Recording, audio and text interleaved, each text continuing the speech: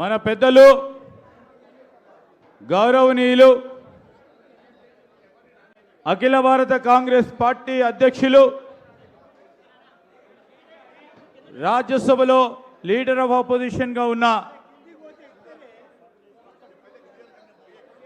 గౌరవ పెద్దలు మల్లికార్జున్ ఖర్గే గారు ఇప్పుడే వచ్చారు. వారికి కాంగ్రెస్ పార్టీ పక్షాన స్వాగతం పలుకుతా ఉన్నాం.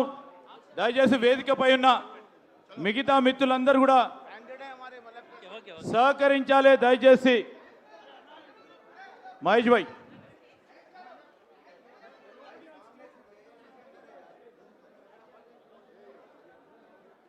మహేష్ దయచేసి వేదిక పైన ఫోటోగ్రాఫర్స్ మహేష్ ఒక నిమిషం మాట్లాడు ఒక నిమిషం స్వాగతించు పైన ఉన్న వాళ్ళందరినీ. దయచేసి నిశ్శబ్దంగా ఎవరి సీట్ల వాళ్ళు కూర్చోవలసిన విజ్ఞప్తి చేస్తా ఉన్నాం. ఇక్కడ ఉన్న మిత్రులంతా కూడా సీట్లలోకి వెళ్ళిపోవాలి. దయచేసి మీరందరూ కూడా చైర్లో కూర్చోండి. కండువాలు వేసుకున్న మీ మిత్రులందరూ కూడా బాబు మీకే ఎవరు కూడా మహేష్ అందరిని జరిపేయండి. మహేష్ అందరిని జరిపేయండి. అందరు కూర్చోండి, చైర్లో కూర్చోండి. ఇక్కడ ముందు దయచేసి ఎవరు కూడా ఉండకూడదు. దయచేసి మీ చైర్లో కూర్చోండి.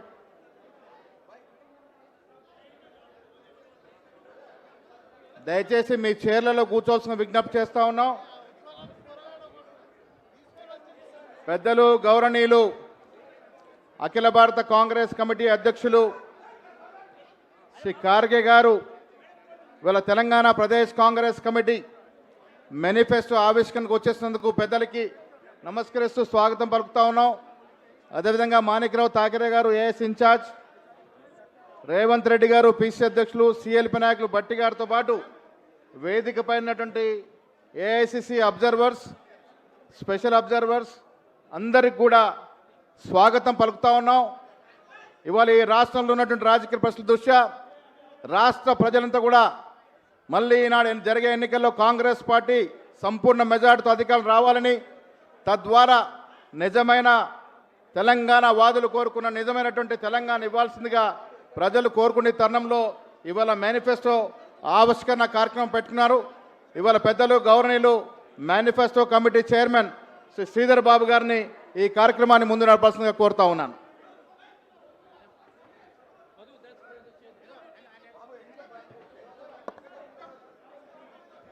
గౌరవనీయులు పెద్దలు పూజ్యులు మన అఖిల భారత కాంగ్రెస్ కమిటీ అధ్యక్షులు శ్రీ మల్లికార్జున్ ఖర్గే గారికి, అదేవిధంగా పిసిసి అధ్యక్షులు రేవంత్ రెడ్డి గారికి, సిఎల్పి నాయకులు భట్టి విక్రమార్క గారికి, అదేవిధంగా మన ఇన్ఛార్జ్ జనరల్ సెక్రటరీ గారు మణికాంత్ ఠాకరే గారికి, అదేవిధంగా వేదికపై ఆశీనులైన శ్రీమతి దాస్ మున్షి గారికి, మరి ఏఐసిసి నుంచి వచ్చేసిన పెద్దలకి, ఈ కార్యక్రమంలో భాగస్వాములు అవుతా ఉన్న మిత్రులతో పాటు మరి తెలంగాణ రాష్ట్ర కాంగ్రెస్ మేనిఫెస్టో కమిటీకి సంబంధించిన మా సహచర సభ్యులు ఈరోజు మేనిఫెస్టో కమిటీ ఏర్పాటు చేసి మరి ఈ రాష్ట్రానికి సంబంధించిన భవిష్యత్తు, రాష్ట్ర ప్రజలకు సంబంధించిన భవిష్యత్తు, బంగారు భవిష్యత్తుకు నిజమైన బాట వేయాలని మరి ప్రదేశ్ కాంగ్రెస్ కమిటీ అధ్యక్షుల వారే కానీ, సిఎల్పి నాయకులే కానీ, ఇన్ఛార్జ్ సెక్రటరీ గారు మరి మా అవకాశం ఇచ్చి చైర్మన్గా నన్ను, ప్రసాద్ కుమార్ గారిని మరి కో చైర్మన్గా ఇతర కమిటీ సభ్యులందరినీ కూడా మరి కమిటీలో పెట్టడం జరిగింది. ఒకటే 2 నిమిషాలు చెప్పి పెద్దలందరూ మాట్లాడేది ఉంది కనుక, గత 9.5 సంవత్సరాల్లో ఓ ప్రక్కన బీజేపీ, మన రాష్ట్రంలో టీఆర్ఎస్ బీఆర్ఎస్ ప్రభుత్వంలో దగాబడ్డ తెలంగాణ ప్రజల ఆకాంక్షలను అద్దం పట్టే విధంగా ఈ మేనిఫెస్టోను రాష్ట్ర కాంగ్రెస్ పార్టీ రూపొందించాలని తెలియజేయడానికి సంతోషిస్తా ఉన్నాం. వివిధ వర్గాలని, సంఘాలని, సంస్థలని, వ్యక్తులను సంప్రదించి కొన్ని జిల్లాల వారి పరంగా కూడా పర్యటన చేసి వారి సమస్యలను విశ్లేషించి ఒక తేజోవంతమైన మరియు సమగ్ర సుస్థిర తెలంగాణను అభివృద్ధి పరిచే దిశగా ఈ మేనిఫెస్టో రూపొందించి తెలంగాణ సమాజానికి అంకితం ఇస్తా ఉన్నాం. కాంగ్రెస్ పార్టీ అధికారంలో రాగానే ఈ మేనిఫెస్టోలోని ప్రతి హామీని తప్పకుండా అమలు చేసే తెలంగాణ ప్రజల భవిష్యత్తును బంగారు బాటలో నడిపిస్తామని యావత్ తెలంగాణ సమాజానికి రాష్ట్ర కాంగ్రెస్ పార్టీ పక్షాన హామీ ఇస్తా ఉన్నాం. ఈ మేనిఫెస్టో రూపకల్పనలో సహకరించిన అన్ని వర్గాలకి, వ్యక్తులకి టీపీసీసీ తరఫున మా హృదయపూర్వకంగా ధన్యవాదాలు. మేనిఫెస్టో రూపకల్పనలో మరి మా కమిటీ సభ్యులు ప్రత్యేక పాత్ర వహించి ఇస్తుంది. ఈ గ్యారంటీని అభయహస్తం ద్వారా తెలంగాణ ప్రజలకు మేము అంకితం చేయడం జరిగింది. కాబట్టి ఈ మేనిఫెస్టోను తయారు చేసి తెలంగాణ జాతికి అంకితం చేసిన మిత్రులందరికీ అభినందనలు తెలియజేస్తూ, ఇంత మంచి మేనిఫెస్టో తెలంగాణ సమాజానికి అవసరమైన అన్ని అంశాలను 60 సంవత్సరాల యొక్క ఆకాంక్షను దృష్టిలో పెట్టుకొని శ్రీమతి సోనియా గాంధీ గారు తెలంగాణ రాష్ట్రాన్ని మనకు ఇవ్వడం జరిగింది. తెలంగాణ రాష్ట్రం ఇచ్చిన తర్వాత ప్రజల యొక్క ఆకాంక్షలు నెరవేరుతాయని చెప్పి కాంగ్రెస్ పార్టీ చూసింది. తెలంగాణ ప్రజలు ఎదురు చూసిండ్రు. కానీ చంద్రశేఖరరావు గారి నాయకత్వంలో బీఆర్ఎస్ పార్టీ ప్రజల యొక్క ఆలోచనలను ఆకాంక్షలను కాల రాసింది. ప్రజల యొక్క సంక్షేమం కోసం కానీ తెలంగాణ ప్రాంత అభివృద్ధి కోసం కానీ బీఆర్ఎస్ పార్టీ కృషి చేయలేదు, పూర్తిగా విఫలమైనరు. అందుకే 10 సంవత్సరాలు కేసీఆర్కు అవకాశం ఇస్తే ధనిక రాష్ట్రాన్ని దివాలా తీయించి నమ్ముకున్న వాళ్ళందరికీ ద్రోహం చేసి ఈ ప్రాంత ప్రజలను అవమానపరిచి ఒక అహంకారపూరితమైన పరిపాలనను తెలంగాణ ప్రజలు చవి చూసిండ్రు. 10 సంవత్సరాల తర్వాత వెనక్కి తిరిగి చూసుకుంటే పెన్నం మీద నుంచి పొయ్యిలో పడ్డట్టుగా తెలంగాణ రాష్ట్రంలో పరిస్థితులు ఉన్నాయి తప్ప ప్రజా జీవితంలో బడుగు బలహీన దళిత గిరిజన మైనారిటీ మహిళల యొక్క జీవితాలలో ఎలాంటి మార్పు రాలేదు. ఇంకా దిగజారిన పరిస్థితులు. ఈ పరిస్థితుల నేపథ్యంలో కాంగ్రెస్ పార్టీ శ్రీమతి సోనియా గాంధీ గారు, శ్రీ మల్లికార్జున్ గారి నేతృత్వంలో రాహుల్ గాంధీ గారు కన్యాకుమారి నుంచి కశ్మీర్ వరకు 150 రోజులు 4000 కిలోమీటర్లు మండు టెండల్లో మంచు కొండల్లో నడుస్తూ మాకందరికీ స్ఫూర్తిని నింపి ప్రజాక్షేత్రంలో ప్రజల తరఫున ప్రజా సమస్యల పరిష్కారం కోసం ప్రతిపక్షంలో ఉండి కొట్లాడడానికి వారు స్ఫూర్తినిచ్చిండ్రు. ఇప్పుడు ప్రభుత్వాన్ని ఏర్పాటు చేసి ప్రజల యొక్క ఆకాంక్షలను నెరవేర్చడానికి కాంగ్రెస్ పార్టీ శ్రేణులు తెలంగాణ సమాజం ముందుకొచ్చింది. తెలంగాణ సమాజంలో కాంగ్రెస్ పార్టీ తుఫాన్ వీయబోతుంది, సునామీ సృష్టించబోతుంది. ఈ నేపథ్యంలో ఇందిరమ్మ రాజ్యం ఏర్పడి ప్రజల జీవితాలలో వెలుగు నింపి ప్రజలు కూడా తెలంగాణ సమాజంలో మార్పు కావాలి, కాంగ్రెస్ రావాలి అనే నినాదంతో తెలంగాణ ప్రజలు ముందుకొచ్చిండ్రు. తెలంగాణ ప్రజలు 10 సంవత్సరాలు కేసీఆర్కు అవకాశం ఇచ్చినాము, మా ఆలోచనలని ఆకాంక్షలని ఏమాత్రం అమలు చేయలేదు, విద్యార్థుల జీవితాలతో నిరుద్యోగుల జీవితాలతో చెలగాటమాడిండు.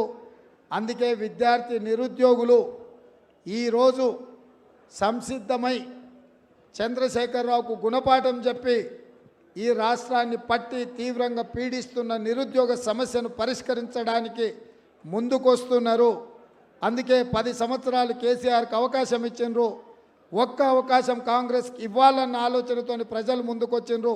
మనస్ఫూర్తిగా ఈ ఎన్నికల మేనిఫెస్టోని తెలంగాణకు అంకితం చేస్తూ ఈ కార్యక్రమంలో ముఖ్య అతిథులుగా పాల్గొన్న పెద్దలు మల్లికార్జున్ ఖర్గే గారికి 4 కోట్ల తెలంగాణ ప్రజల తరఫున వారికి నా కృతజ్ఞతలు తెలియజేస్తూ మీ అందరి దగ్గర సెలవు తీసుకుంటున్న ధన్యవాదాలు మిత్రులారా.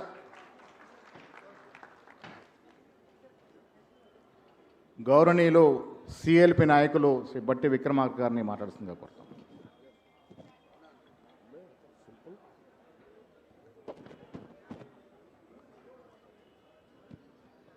పెద్దలు అఖిల భారత కాంగ్రెస్ కమిటీ అధ్యక్షులు శ్రీ మల్లికార్జున్ ఖర్గే గారు,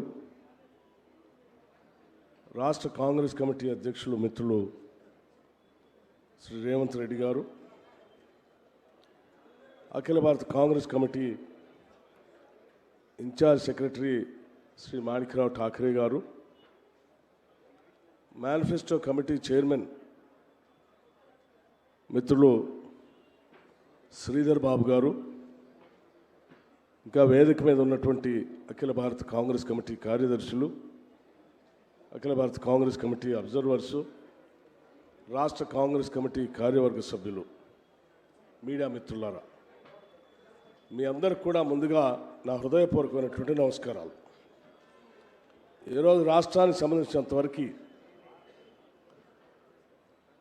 ప్రజలకు సంబంధించినటువంటి మేనిఫెస్టోని, పీపుల్స్ మేనిఫెస్టోని రాష్ట్ర కాంగ్రెస్ కమిటీ ఆధ్వర్యంలో అభయహస్తం పేరు మీద రిలీజ్ చేసినటువంటి ఈ మేనిఫెస్టో శ్రీ మల్లికార్జున్ ఖర్గే గారి నాయకత్వంలో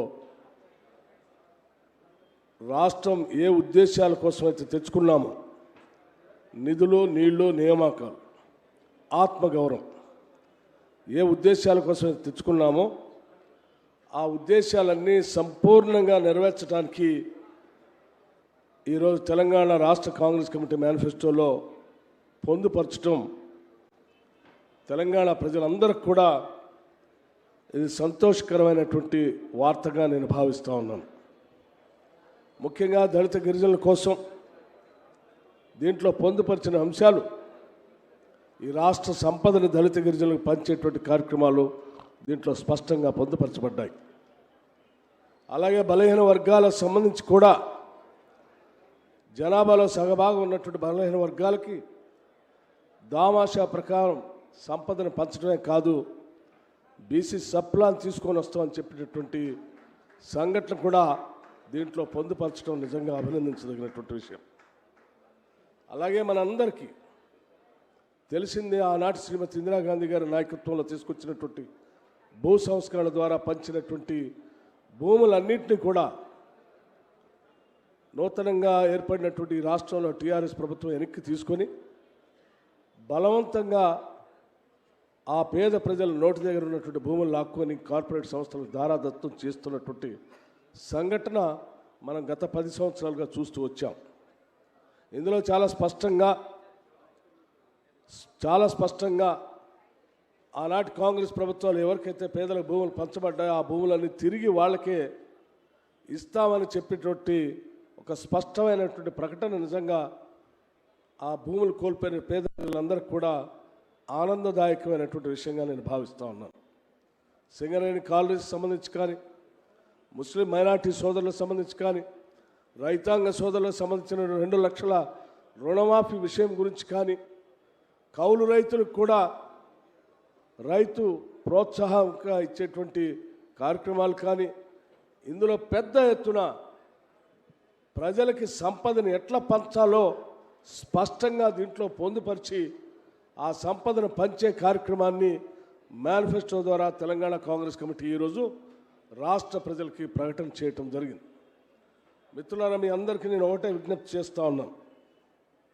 తెలంగాణ రాష్ట్రం ధనిక రాష్ట్రం, సంపద బాగా ఉన్నటువంటి రాష్ట్రం. ఈ సంపదను ప్రజలకు పంచడం కోసం, ఇక్కడ ఉన్నటువంటి జీవితాలు మార్పు చెందడం కోసమే ప్రత్యేక రాష్ట్రం కోసం మనమందరం కొట్లాడాం. పెద్దల తెలంగాణ ఇచ్చారు. తెలంగాణ రాష్ట్రం అయితే వచ్చింది, సంపద మాత్రం ప్రజల దగ్గర చేరలేదు. ఆ సంపదని పంచే కార్యక్రమమే ఈ తెలంగాణ అభయహస్తం మేనిఫెస్టోగా స్పష్టంగా కనిపిస్తాం. అందుకోసమే పీపుల్స్ గవర్నమెంట్, ప్రజాప్రభుత్వాన్ని రాహుల్ గాంధీ గారు చాలా స్పష్టంగా చెప్పారు. రేపు జరిగేటువంటి ఎన్నికలు దొరల తెలంగాణకి ప్రజల తెలంగాణకి మధ్య జరుగుతున్నటువంటి పోరాటంగా ఈ రాష్ట్ర సంపద అంతా కూడా ప్రజలకి ఏ రకంగా పంచాలో మన నాయకత్వం అంతా కూడా స్పష్టంగా చెప్పిన తర్వాత ప్రజలందరి దగ్గర నుంచి సమాచారం తీసుకొని పొందుపరిచినటువంటి అద్భుతమైనటువంటి మేనిఫెస్టో ఈ అభయ హస్తంతో కూడినటువంటి మేనిఫెస్టో. ఇది పీపుల్స్ మేనిఫెస్టో. ప్రజల ప్రభుత్వం తెచ్చుకోవడానికి పెద్ద ఎత్తున ఉపయోగపడేటువంటి మేనిఫెస్టోను అందించినటువంటి manifesto committee chairman Sridhar Babu గారికి, కన్వీనర్ మిత్రులు ప్రసాద్ గారికి, ఇందులో ఉన్నటువంటి సభ్యులందరికీ కూడా నా హృదయపూర్వకమైనటువంటి అభినందనలు, ధన్యవాదాలు కూడా తెలియజేస్తూ ఈ మేనిఫెస్టోని మీడియా మిత్రులందరూ కూడా ఇంటింటికి మీరు కూడా ఇందులో లబ్ధి చెందేటువంటి వాళ్ళు, లబ్ధి పొందేటువంటి వాళ్ళు ఇంటింటికి మేనిఫెస్టోని చేర్చడం కోసం మీడియా మిత్రులందరూ కూడా సాధ్యమైనంత మేరకు ఇందులో ఉన్నటువంటి అంశాలన్నింటినీ కూడా వార్తా కథనాలుగా ప్రసారం చేయాలని ఇక్కడ ఉన్నటువంటి కాంగ్రెస్ నాయకత్వం, పోటీ చేస్తున్నటువంటి అభ్యర్థులు, ప్రతి మండల కాంగ్రెస్ అధ్యక్షులు, బ్లాక్ కాంగ్రెస్ కమిటీ అధ్యక్షులు, గ్రామ కాంగ్రెస్ అధ్యక్షులు కూడా ఇంటింటికి మనం ఏ రకంగా అయితే 6 గ్యారంటీలు పంపిణీ చేశామో ఈ మేనిఫెస్టో, అభయహస్తం మేనిఫెస్టో కాంగ్రెస్ పార్టీ ఈరోజు రిలీజ్ చేసిన మేనిఫెస్టోను కూడా ఇంటింటికి పంచడం కోసం ప్రతి ఒక్కళ్ళం కృషి చేద్దాం. ఈ రాష్ట్ర సంపదను ప్రజలకు పంచే దాంట్లో మనం అందరం భాగస్వాములు అవుదాం. కాంగ్రెస్ పార్టీ చేగుర్తుపైన పెద్ద ఎత్తున ఓట్లేసి ఈ మేనిఫెస్టోను అమలు చేయడం కోసం ముందుకు పోదామని చెప్పి అందరు మిత్రులకి నమస్కరిస్తూ విజ్ఞప్తి చేస్తూ సెలవు తీసుకున్నాను. జై హింద్, జై కాంగ్రెస్.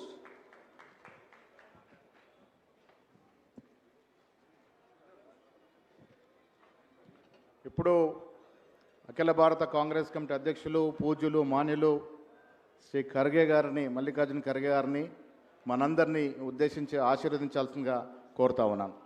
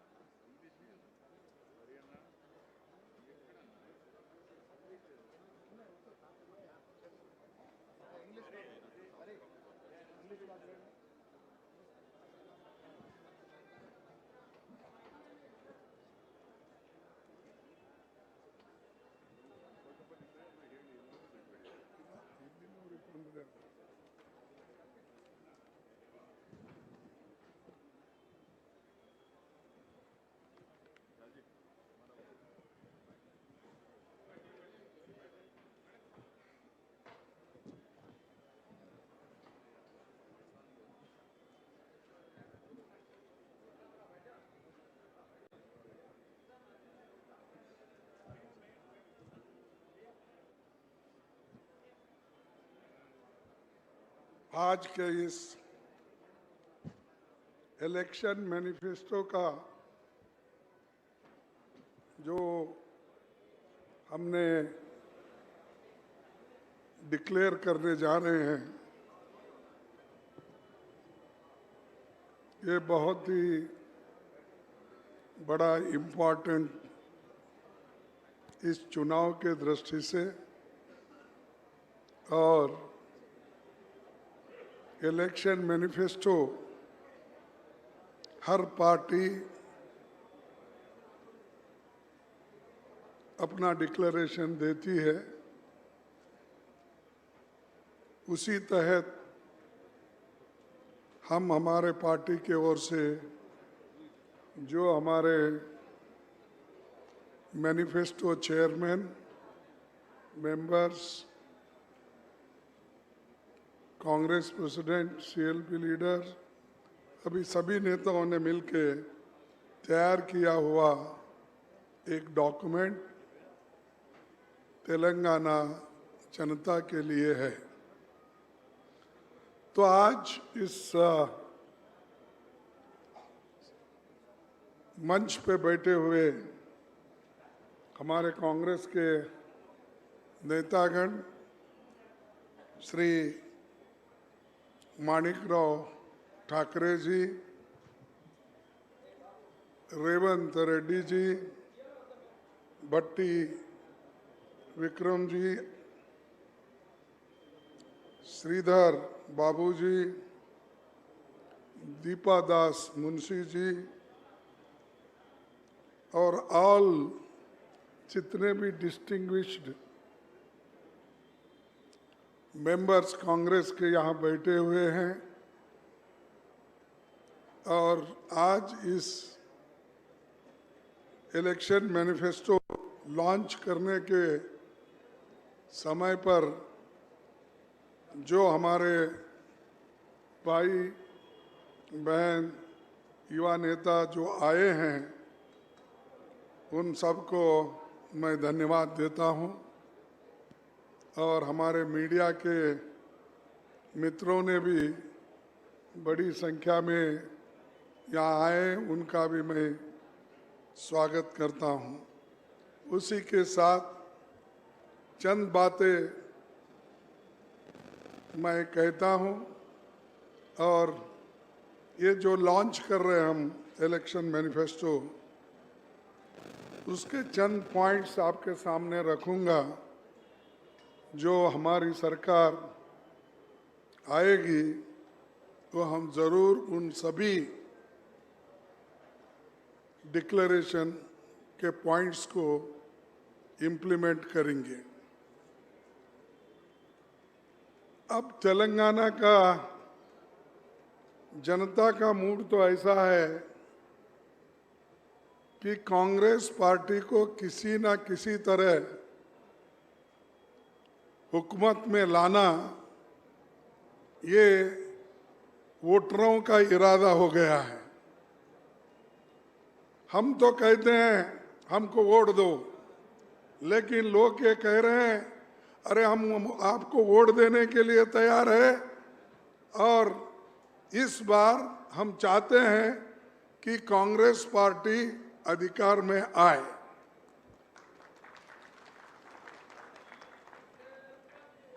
क्योंकि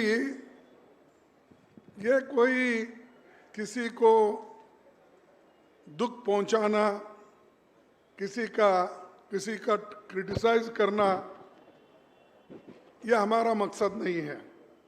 ये सब छोड़ दिए हम केसीआर को और मोदी को।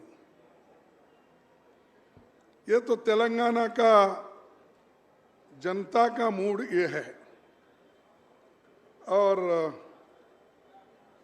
इरिगेशन में जो घोटाला हुआ,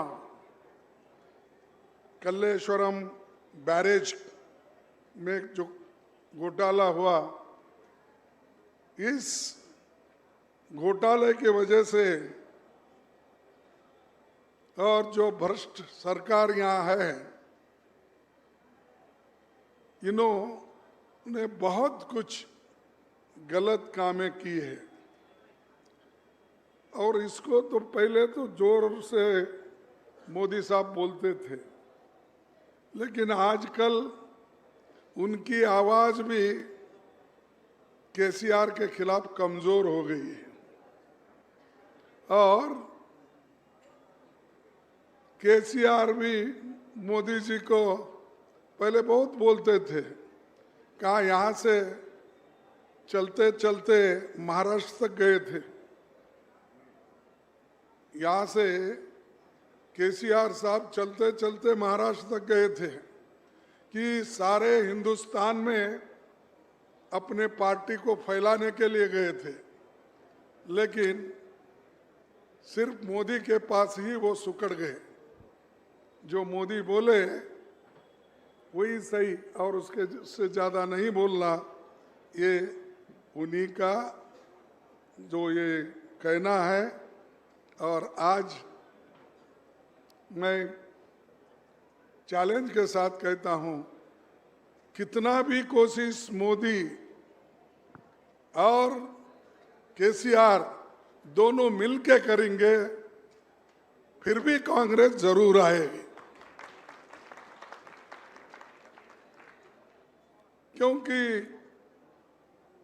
जनता खुद यहाँ के घोटालों को समझे हैं और उनके रिटायरमेंट के दिन भी अब आ गए हैं। हम नहीं बोल रहे, उन्होंने खुद ही बोले बस इसके बाद मैं रिटायर होता हूं। और उनका कुछ फार्म हाउस कहते ना, फार्म हाउस में सब सहूलतें बना लिए हैं, उस फार्म हाउस में वो जाके बैठने वाले हैं। तो उसीलिए जब खुद मैं रिटायर हो रहा हूं, फार्म हाउस में जा रहा हूं, ये बात जब कहते हैं तो उनको कम से कम विदाई के लिए आप लोग अच्छी तैयारी करो। बाय बाय टाटा करके भेजना ना भाई। अगर जो आदमी खुद जाने को भी तैयार है और लोग भी भेजने को तैयार है, तो ये आज हालात उनकी है। लेकिन मेरी पार्टी हमेशा जो कहती है वो करके दिखाती है। हमने वायदा किया था तेलंगाना के लोगों को, सोनिया गांधी जी ने, कि आपको स्वतंत्र तेलंगाना राज्य बना के दूंगी। उन्होंने करके दिया, उन्होंने करके दिया। और आज उनका नाम भी कोई याद नहीं करता उधर के लोग। कांग्रेस तो हमेशा सच के लिए लड़ती है, बोलती है, लेकिन जो फायदा उठा रहे हैं आज, उनके जबान से सोनिया गांधी का नाम नहीं आता। और सोनिया गांधी अगर नहीं इसको मानती तो क्या इनके वोट थे क्या इनके पास 2/3 वोट चंद्रशेखर के पास या दूसरे उनके कोई साथी के पास थे? कुछ नहीं। लेकिन जो आदमी, जो पार्टी उनके लिए, सारे जनता के लिए की है, याद तो करो जो त्याग करके, और बहुत से लोग नाराज थे कि जो ये नहीं करना बोल के, लेकिन उनकी नाराजगी को अलग रखकर सोनिया गांधी जी ने तेलंगाना बनाया। तेलंगाना बनाने के बाद कुर्सी पे कौन बैठे? जो आदमी तेलंगाना बनाने के लिए उसके पास कोई शक्ति नहीं थी। अब ऐसा तो एजिटेशन पूरे तेलंगाना में बहुत लोग की है, बहुत लोग गोलियां खाई, लाठी खाए, मरे। उनके वजह से आखिरी में सोनिया गांधी जी ने मानकर ये तुम्हारे को आज तेलंगाना मिला है। तो इसका फायदा जनता की भलाई करने के बजाय सब लोग लूटते जा रहे हैं। अब भाई इरिगेशन में लूटना, सैंड में लूटना, माइनिंग में लूटना, कोयले में लूटना, कितने लूट करने के लिए आप तेलंगाना लिए? क्या तेलंगाना को समृद्ध बनाने के लिए आप अलग राज्य बनाए? मुझे बोलिए। तो ये सब सिर्फ चंद लोगों के लिए तेलंगाना का बेनिफिट मिल रहा है। इसीलिए हम वायदा करते हैं, बाकी के तो हमारे ये जो मैनिफेस्टो है, ये मैनिफेस्टो तो आपको मिलेगा, और हमारे नेता लोग जब भी जाएंगे वो बताएंगे इसमें क्या है, और आप भी पढ़ के इसमें देख ले सकते हैं। वो तो है हमारे, लेकिन उसके अलावा भी जो ये बैकवर्ड क्लास डिक्लेरेशन, दलित डिक्लेरेशन, ये डिस्ट्रिक्ट के डेवलपमेंट, ये सारी चीजें तो इसमें हैं, लेकिन हम 6 गारंटी आपको दे रहे हैं। जैसा कर्नाटक में हम 5 गारंटी देकर और वहां के जनता को आज 5 गारंटी का जो डेट दिए थे, आज वो इम्प्लीमेंट हो रहा है। चंद लोग बोलते हैं अरे जाके देखो कर्नाटक वाले इतना दिए, क्या मिला? अरे सब मिल रहा है, आप झूठ क्यों बोलते हो? उसको अब युवाओं के लिए हमको स्टाइफंड देना है, ये दिसंबर में है। बाकी का तो बस फ्री। आप देख रहे होंगे हमारे माताएं बहनें बस में चढ़ने के लिए लड़ते रहते हैं, और ये जो भगवान के नाम पे वोट मांगते हैं ना, उन्होंने कुछ नहीं किया, लेकिन आज महिलाओं ने हर भगवान का दर्शन ले रहे हैं हमारे पास।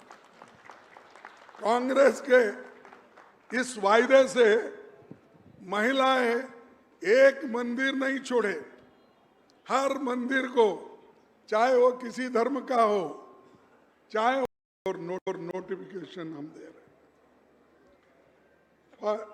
5 असिस्टेंट एग्जीक्यूटिव इंजीनियर्स एटसेट्रा, ये 1/5/2024, और 6 agriculture officers, horticulture officers, veterinary officers, वो भी 1/5/2024। ये हम करेंगे, ये डेट के साथ हम वायदा कर रहे हैं, और हमारी गवर्नमेंट ये देरी नहीं करेंगी। जब हमने डेट के साथ इस नोटिफिकेशन का आपके सामने रख रहे हैं, और इस हमारे तेलंगाना के जनता के सामने हम रख रहे हैं, तो इसको हम कटिबद्ध है, इसमें कोई आगे पीछे नहीं है। हम बराबर जैसा बोलते हैं वैसा हम चलेंगे। और इसके बाद में थोड़ा कुछ, परसों मोदी साहब आए थे, फिर वो शेड्यूल कास्ट में उन्होंने भिन्न उनको अलग करने की कोशिश उन्होंने की, तो वो होने वाला नहीं है। यहां जिसको जो मिलना है, चाहे वो मादिगा कम्युनिटी हो, माला हो, और शेड्यूल कास्ट के हो, बैकवर्ड के हो, जिसको जिसको मिलना है वो जरूर कांग्रेस पार्टी देगी। इसमें हम पीछे हटने वाले नहीं हैं, या किसी को कुचल के दबा के दूसरे को लाना, ये नहीं हमारा इरादा। अरे हम तो वो लोग हैं, इस देश का संविधान बनाकर सबको बराबर का हिस्सा हमने दिया है, हमने दिया। क्या इन्होंने केसीआर दिया? क्या मोदी दिया? अभी मोदी पैदा ही नहीं हुआ था उसमें। ऐसे लोग भड़काते हैं, लोगों को दिशा भूल करते हैं, और ऊपर से बोलते हैं देश में हम सब मिलके रहना।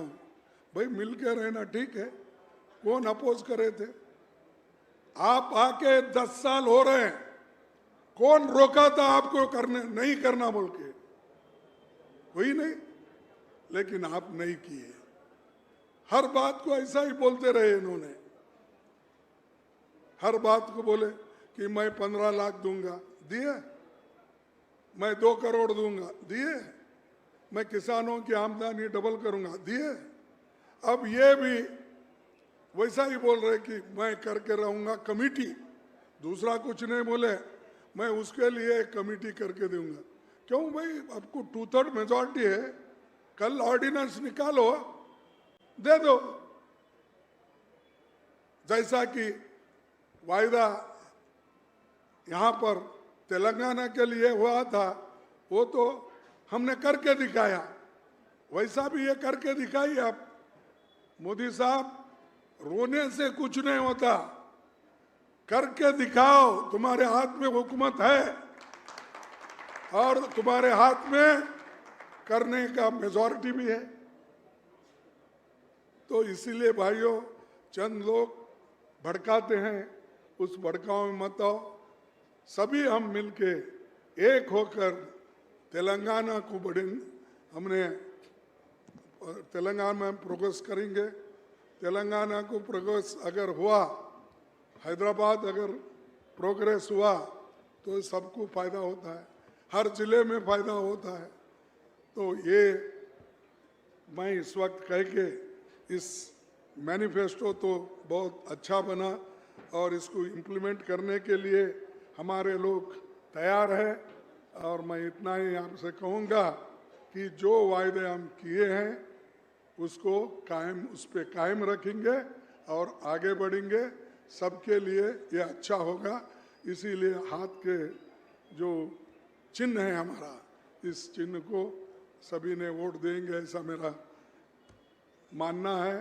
और मैं यही कहूँगा कि आज विद दिस, ये हमारा इलेक्शन मैनिफेस्टो जो यहाँ पर इन्होंने तैयार की, ये अभय हस्तम मैनिफेस्टो, इसको हम हमारा ये गीता समझेंगे, हमारा ये बाइबल समझेंगे, हमारा ये कुरान समझेंगे, हमारा सबके लिए ये है काम करने का। तो इसीलिए मैं आपका थोड़ा सा वक्त लिया, इसीलिए मैं ज़्यादा नहीं बोलना चाहता हूँ। सबको धन्यवाद, नमस्कार।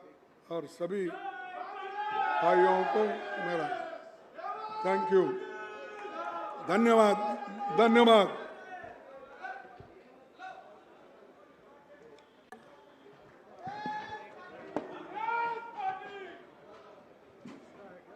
మేనిఫెస్టో విడుదల